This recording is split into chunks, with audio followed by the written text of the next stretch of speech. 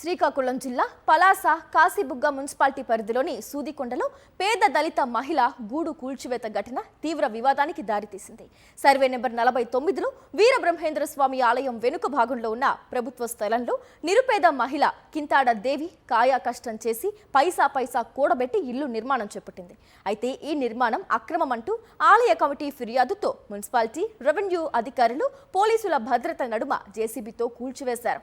పత్రాలు చూపిస్తానని వేడుకున్నా కనీసం పునాది అయినా కాపాడాలి అని అభ్యర్థించినా అధికారులు కనికరం చూపలేదని బాధితురాలు ఆవేదన వ్యక్తం చేసింది.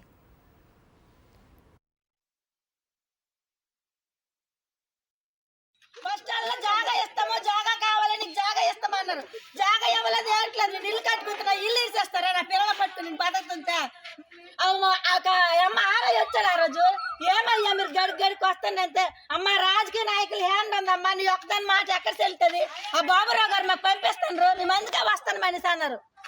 మున్సిపాలిటీ వాళ్ళు ఇంకా అలాగే అన్నారు, ఎంఆర్ ఆఫీస్ వాళ్ళు ఇంకా అలాగే అన్నారు. ఇప్పటికేమంటే నేను లేని టైం అప్పుడు వచ్చి ఇల్లు ఇరిసేసారు, కట్టింది తెరిసేసారు. ఇది ఎంతవరకు కరెక్ట్? నాకు నా పిల్లలకి దిక్కు అక్కడ మేము ఎక్కడికి వెళ్ళిపోవాలి? ఇప్పటికేమంటే నేను లేని టైం అప్పుడు వచ్చి ఇల్లు ఇరిసేసారు, కట్టింది తెరిసేసారు. ఇది ఎంతవరకు కరెక్ట్? నాకు నా పిల్లలకి దిక్కు అక్కడ మేము ఎక్కడికి వెళ్ళిపోవాలి?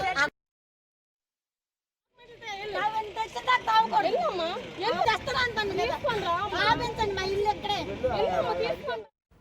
ఇదిలా ఉండగా అదే ప్రాంతంలో పెద్ద ఎత్తున అక్రమ నిర్మాణాలు కొనసాగుతున్నాయని స్థానికులు ఆరోపిస్తున్నారు.